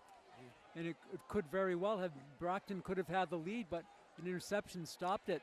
The Boxers seem to be out of sorts on offense, or defense I should say, but now they get their lineup set. 1st and 10. It'll be a fake handoff, and he'll throw it cross body to Derek Dobrisky. Dobrisky will go for the stiff arm, and he'll actually bring down a defender, and if not for a quick whistle, Dobrisky might have kept going. That was interesting, Ryan. He was not stopped, and the whistle, perhaps the official on the side judge there just wanted to make sure nothing happened, but he still was powering his way upfield. So that'll be a gain of 9 for Dobrisky, who's been one of Lyons' favorite targets here tonight. I love the way that Jace Lyons has looked for new receivers. It was the Luke Davis show in Wachusett last week. He's mixed it up here on the Bassini Stadium turf. From the left hash again, he has Cody Howard with him in the backfield. And Lyons will hand it off to Howard. Howard gets enough for the first down, and maybe, or? Wow, was he pushed back? Yeah, I was going to say maybe a couple more, but definitely not a couple more. No, just enough to move it. He's got some nice speed. I like the way he lowers his body to run low to the ground, and he did it, just power it out there. Could be another little talented runner in the background for the Panthers. Yeah, definitely. As he'll high-five Davidi. Howard will take a second on the bench, and Davidi joins the backfield. Fresh to the downs, 1st and 10. Pete, one thing I keep watching is Luke Davis is on an island on whatever side he goes to. Yeah. Can they help but pass? Here they go to pass. He looks left, though, and he tries to get it to Josh Ribeiro. And maybe the only inaccurate pass we've seen from Lyons here tonight, as that one sails out of bounds. Yep, so it was incomplete. Davis, you're right, he's been right on target. Is that, like, how many incompletions has he had? Not many. I think Lions is only at about 11 or 12 completions so far, with a passer rating. I'm just wondering how many incompletions. Yeah, I think that's 3 or 4 so far in the day. That's about it. Yeah. We could probably count our fingers and go back of I think you could. the Davis drop in the end zone and Davis not able to catch one earlier. You could count on your fingers, start from 3 and run out of fingers. So the clock is stopped, so maybe we're not in running time here. Here's Lions. We'll hand it off to Davidi. Davidi cuts it in the middle, as we were saying. And we'll try to do a spin move and take it to about the 11-yard line. Nice run by Davidi. Kept the legs turning, was spun around, but he just regained his balance and looked north and south again. Yeah, so another third down for Franklin here. Make it 3rd and 3 with a running 3:20 left to go in the third quarter. A lot of options here for Coach Bain, and he's at the Brockton 12-yard line. He'll draw up Davidi to Lions' right. 3 wide receivers to the right as well as Zabriskie moves in motion. And he'll look to Zabriskie and gets it again. Zabriskie almost has the ability to reach for the end zone. But Pete, if it ain't broke, don't fix it. It's Zabriskie in the flat again. I love the way he not only catches, I love the way he can take contact and then advance the ball inside the 5, down to the 2 goes Zabriskie. Zabriskie, a chain mover, a Julian Edelman of sorts for Coach Ian Bain in this one. Exactly. What a nice drive. A short drive, but a nice one. Remember, they converted on 4th down. 1st and 2. Davidi has yet to find the end zone. Do they hand it off to him? And they do. Davidi, can he push it in? On the 1-inch yard line? Yeah, inside the 1 for sure. That's one thing that Brockton has done a good job of today, is especially at the goal line, they've been able to stop Davidi from finding pay dirt. Yeah, they've had their moments, but you also look at the scoreboard and say, are they doing it in crunch time? No, it's a route, and but give them credit for playing the full 48 minutes of play. 2nd and 1 from the 1-yard line. Davidi to the left now from Lions. Everyone else to his right. We'll hand it off again to Davidi, who is met. Davidi met by a pair of Boxer defenders, as it's Donovan Monroe, slow to get up, and he's gonna hit the get turf. Up. He goes down. He started to run, and then he just crumbled down at the 10. Monroe, he's definitely hurt. It'll be the Brockton athletic trainer out to take a look at him. Oh, it looks like a cramp. Maybe. Yep. Not a warm night. It was 65 at game time. It's probably dropped to 60. Sometimes with the heat and humidity you get that, but he's being stretched out on the field. Always important to stay hydrated. Absolutely. I got my water bottle right at my feet. Oh, yeah. 34-0. A bit of a surprise because Brockton usually can put on a pretty good performance. They have a rich history. I remember one year, going back a few decades, they were the #1 team in the nation according to USA Today. Oh, yeah? Can you imagine that? Oh, my goodness. They came to Leominster. You know, they weren't expected to. They were expected to roll, and Leominster beat them. Yeah, it's such a historic program. Marciano Stadium, too, with the legacy of its own. I know it. A great place to play. 3rd and 4 from the 4-yard line. Davidi to Lions' right with a couple receivers on each side. He'll look in the direction of Davis. He'll have to take it down himself. And Jace Lyons will be swallowed up until he can. He'll be swallowed up as he looks for his 4th rushing touchdown of the game. And they're going to go for a field goal here. They will. So for Portese, it'll be his first field goal attempt of the game. I forget what the margin of lead is to go to running clock. It might be 35 it points. Could be. If that's so, this could be the reason to send the game to running time. 34-0 right now. Portese made an extra point in their win against Wachusett. This one will be from about 24 yards. A high snap, but Portese's kick is good. Credit the offensive line for almost no pressure on that one. It's Portese making this one 37-0 with a pair of threes on the board now remaining in the third quarter. 27-yard field goal for Portese. So the Panthers get their 10th point of the half following a 9-yard run by Jace Lyons. And here in the third quarter, a 28-yard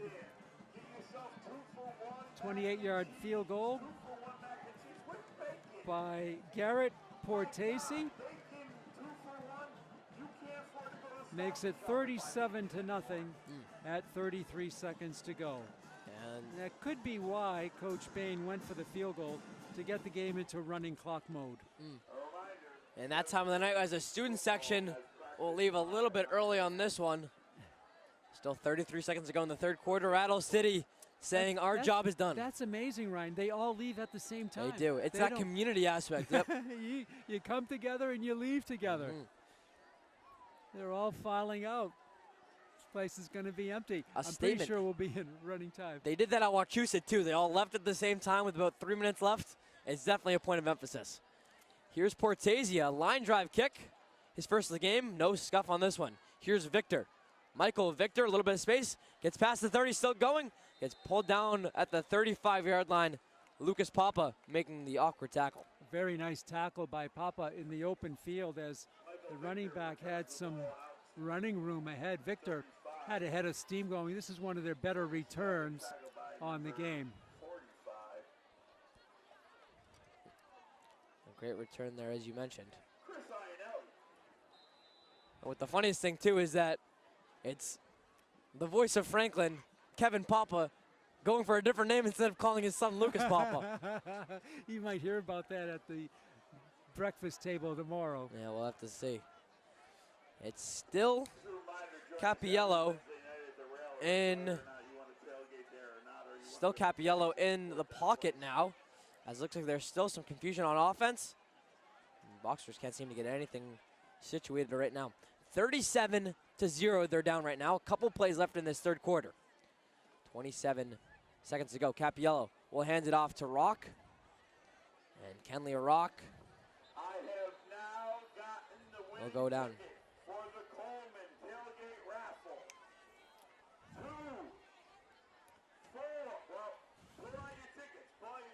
So Rock able to get a couple yards. As Franklin, a big win against Wachusett. They silenced a lot of downers. This is a statement win tonight against Brockton.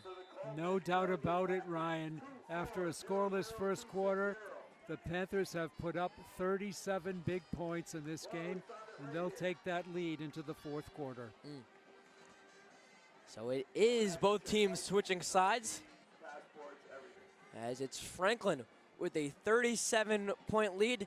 And Pete, we got to bring it back to the point that after our first 12 minutes of play and the first quarter was done, we could see that Franklin was surging, but we couldn't see it like this. No. It was all donuts on the board after one. It was. And Franklin just poured it on. And 3 running scores by Lions, 2 passing scores by Lions, a field goal by Portese. All Franklin here tonight. As you mentioned, all Franklin so far in this one. Credit to the Brockton band also playing through in this one. And their student section for still getting excited. So, final 12 minutes of play. It's Brockton on offense. Do we see some substitutes on defense? Do we see Jace Lyons trot back out there on offense? Pete, your prediction? Yeah, I think you're going to see Lyons take a seat. That's what I think. And I think you'll see some more subs going in there. I think you have a mix of starters and subs. It's not going to be the whole second string, but we'll see how it goes. I'm going to go towards your extra roster here, as we do have a lot of subs here. Some that we see is number 11, Brendan Larrabee, number 19, Nico Polsellian at linebacker. There you go. And to send the play-by-play duties over here as Montiero goes off. Apologies for the play late, but play-by-play duties over the final 12 to my partner, Pete Royce. Thanks a lot, Ryan. Pickup goes for about 10. It's going to be a first down for Brock. Boy, when was the last time the Boxers had a first down in this game? Yeah. It's been a while, and how about that, too? The first time we've heard Matt Turco's name in quite a while, a guy who had 3 interceptions last week against Barnstable, has been silenced today. He has been silenced. It's been a case of Lions being very particular about where he threw the ball. Did not put it up for grabs at all. Unlike the Barnstable quarterback, I assume put it up badly there for the 3 picks by Turco. First and 10 for the Boxers from their own 47. Capiello, he's going to air it out. He's got a man out there. That's caught and going down inside the 10 for the touchdown. That is caught for 48 yards. It goes to Cameron Montero for the score from 52 yards out. Yeah, so some backup defensive backs in the game now for Franklin, and it is Cameron Montero taking that one 53 yards for the score, and this one, so not shutout is Brockton. That's something that they can hang their hat on, but certainly not the same talent that we've seen over the first 3 quarters of play. Nope. Nice pass, Capiello to Montero. He lined it up beautifully. And now Lucas on for the extra point. Dumas, I mean. Dumas will try to tack on 1. We are in running time, Ryan, so I think that field goal did seal the deal. And the kick is no good. No good. It hit the upright. I thought it fell through, but it went right. It doinked it off the right upright and fell right down for no good. Pete, I would call that the story of the game for Brockton of hitting off the upright. I don't think I would even call it that. I think the story of the game would be if it was blocked and returned for 6 by Franklin. So really just a show of the Tides so far by Brockton as they miss the extra point. 37-6 with less than 10 minutes here to go. And this game will take 10 minutes because they will not stop the clock. It's even running during the setup of the ensuing kickoff. I don't think Brockton will go for an onside kick, but you never know. They're down 37-6, down 31, and the clock will be running. You'll see more substitutes out there, although we do see Jace Lyons on the field. Also out there for the Panthers on the kickoff return is Owen Scarborough. He's one of their hands guys up at the 48-yard line. Also in there on the play is Alvin Urardi. And we'll see what Brockton chooses to do. The clock is moving. It's all over but the shouting here at Piscini Stadium. And we'll look ahead to Duxbury coming to town. Duxbury will be in town next week, for another matchup. As we mentioned, for Franklin, their first 3 opponents last year are the same first 3 opponents this year, in which they go Wachusett, Brockton, and Duxbury. So 3 non-league games. Right? Yep, so switching it off. So Dumas has it teed up. We'll see what he does.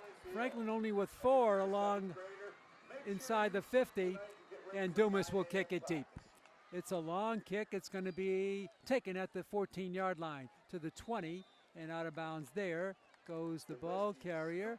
It's Derek Dubrisky, so starting return men still in the lineup for the Panthers. Just as you predicted, it is Bianchetto, your future of Franklin football at the quarterback position, is now in at quarterback. Justin Bianchetto. He is a sophomore, 6'1", 173. That frame will fill out over the next 4 years. A Jared Aroni type frame, if you look at it like that. Yeah. First and 10, so we'll see what Bianchetto can do. He really does look like a sophomore Aroni, too, if you look at his frame and his build. As Aroni got a couple reserve time snaps for Thomas Gasparo. Justin Bianchetto at quarterback. 7:25 to go. The clock, we're on running time. And a timeout is called. And once again, the coach of Brockton, the assistant coach, is not Colombo. It's one of the assistant coaches. He likes to call timeouts by running on the field. Yeah, I see that. Trying to make his point known. I mean, we've seen some coaches do some interesting things overall, but yeah, I haven't seen that one. Yeah, it has to be some particular strategy that they're working on, that they worked on practice. Now it appears in the game, and he wants to make sure they're either defending it well or lining up properly. So the only thing I can think is a coaching instruction is the reason for the timeout. Yep. So what do we know about Duxbury? Anything, Ryan? What? What do we know about Duxbury? Anything? A little bit. So we know that Franklin had a big win for them last year. Yeah. That was there, right? That was at Duxbury. Yeah. Yep. So they'll be back here for that one. The Duxbury Dragons, their name. Dragons. So we'll see if they can bring some of that firepower. But yeah, their quarterback, I believe. Don't quote me on this, but I believe he started as a junior last year. He's back for his senior year. So what we saw from McDonald last year and last week, kind of the same similar story for Duxbury. We'll look forward to that game a week from tonight. Bianchetto, he's going to hand off and drag down for a loss on the play is the ball carrier there. And we'll check that out. 28, I yeah, believe. I think for the Panthers, that would be Will Terrell. No, I'm sorry, Liam Hager. Liam Hager is the ball carrier there, spun down for a loss of 5 on the play, 3rd and 15, clock moving, 6:35 to go. Correct that. And that might have been Luke Trinanas. 2nd down and 15 for Bianchetto. He's going to hand off again going backwards. Trinanas, I believe again, he's knocked out of bounds. It won't matter with the clock. Helped out by the team on the side. Yeah, it is Trinanas. 3rd down and 15.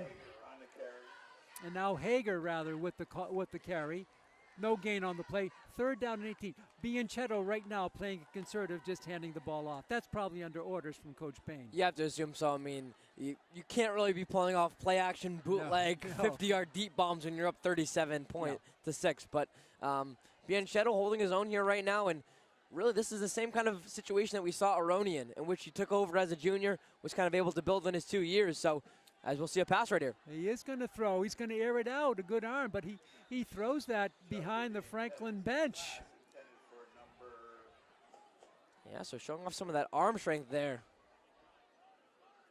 Yeah, the pass on the sideline goes to Chase Kyriakopoulos. It's incomplete, and Franklin will send out Garrett Portese with 5:08 to go for a rare punt for the Franklin offense. Is this their first punt of the game? I think it's their second. Yeah. I think it was their second. Yeah, they had one long one Yep. in the first half. This one comes in garbage time, and another player off the field, and a timeout called again, I believe. Or is it an official's timeout?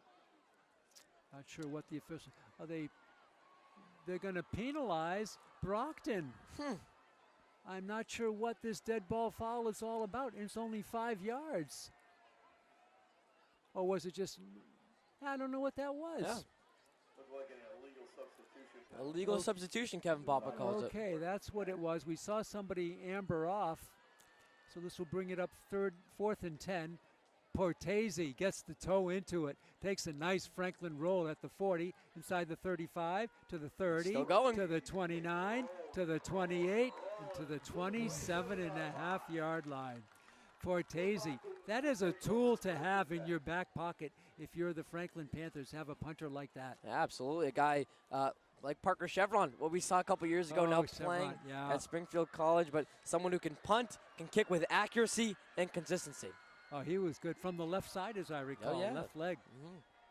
4:03 to go. The clock is moving.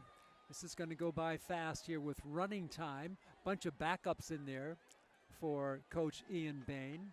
It looks like a backup quarterback now for the Boxers. I think Capiello is still getting the instruction from the quarterback. Okay. Yep. So, wow, they're going with Capiello the whole time. That's always an interesting decision for a high school coach. Yeah. It makes sense when you're up 31 points, but when you're down 31 points, do you teach them the lesson of what it's like to play down that, or do you kind of get some backup some time? And you got to think about that if you're Coach Capiello. You don't want him to get hurt either. Yep. It's 3:27 to go. Brockton kind of a little bit unorganized. They send a lineman out at the very last second. Play clock winding down. Capiello. We see Turker Turco, Tucker, a lot of their starters still in. Sweep right. Good speed there on the right side. A real good speedster with the ball. He turns it upfield beautifully, and that is Michael Victor. Gets a nice gain across the 40 to the 37-yard line. A gain of about 40 right there as we see Brockton starting to take advantage of some of the reserve play from Franklin. Yep. It is Capiello still in there. And Franklin will have a player come limping off. 6-yard line. Jen Edmonds greets the player. It's a hamstring, I do believe. We'll pick out the number for you in a moment. 54. Yeah. And I believe that would be Alvin Urardi, who's played some good minutes here today. 1st and 10 for the Boxers from the Franklin 33-yard line. Sweep left. Spinning down is Paul. Tackled up high, goes down at the 30. And the clock is still running, and now they stop the clock for some reason. I'm not sure why. I think the referee was used to that motion, but he didn't realize the side judge were in running time. Yeah. And I think it was signaled, he really wanted to signal out of bounds, but the clock does keep moving. You know, I'm sure the Boxers hope that it was going out of bounds, stops the clock, and it's a one-score game. Right. Just not the situation we have here. No. 2nd down and 4 for the Boxers. They still have their starting quarterback in there. Coming up on 1.5 minutes to go in the game. 37-6. Franklin with the lead. All points after the first period by Franklin, save for 1 touchdown and a missed extra point. 3rd and 4, run right side, daylight, 1st down and more inside the 20. Spinning through with the ball is Luke Turco. So another Turco gets in the action. This is Luke. The ball is down to the 17. 50 seconds to go. Can Franklin dig in here on defense? Yeah, at the end of the day, it's still a long season. So if you are coach of Brockton, Peter Colombo again, a lot to build on, a lot of good practice plays. This is a great learning period for you as well. 1st and 10 from the Franklin 16-yard line. Time winding down in the game. Capiello, quarterback draw to the line of scrimmage. Is kept upright and falls down inside the 15, and that may do it. Can Brockton get one more play off?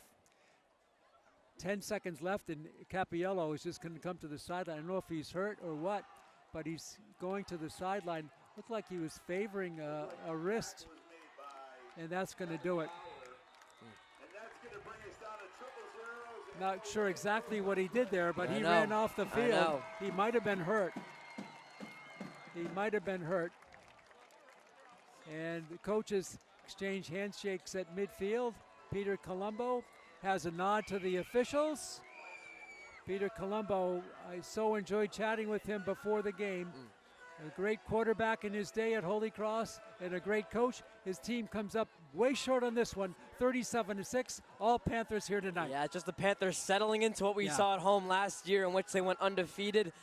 Franklin kind of having their way. Once again, for Franklin, though, I think the biggest lesson you take from this is that you know how long the game is, right? So you don't have the first quarter you want. Right. You don't put the points up you want, and you're still able to play hard. And obviously, this game looks like it could be 14-0 after 1.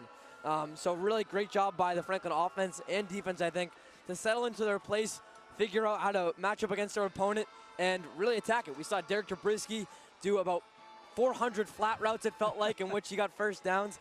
So credit to Coach Bain and that offense for doing that.